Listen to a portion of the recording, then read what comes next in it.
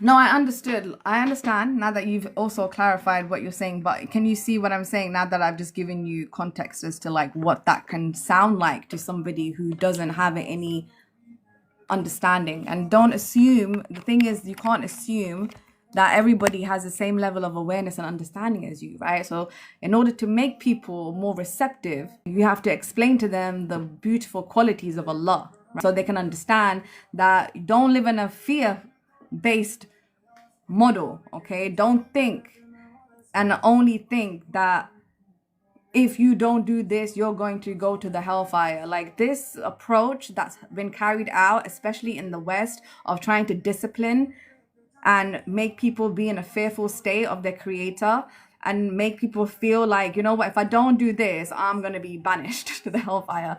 If I don't, like, these things are not encouraging to anybody, not to people who are not aware of the faith and not for people who are in the faith. I didn't grow up around people telling me that, listen, if you don't do this, you're going to the hellfire.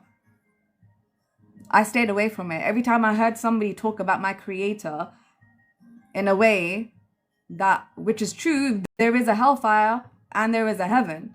But if you are constantly pushing down my throat that I'm going to go to hell for whatever reason, you are not bringing me closer to my creator. If anything, you're causing me harm because you're making me perceive my creator in a way that is true to some extent. That's a reality, right?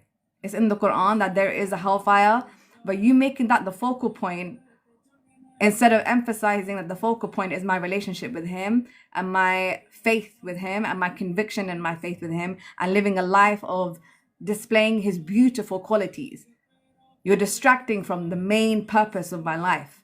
So that's why I'm very like, when somebody makes comments, I like to make sure that I just explain specifically, why are we doing this? This is not the way. This is not the way that we talk about it. You always talk so clearly. Your mindset, right? Why not wear the hijab? That is a conversation between me and Allah. Okay? It's a personal conversation between me and Allah.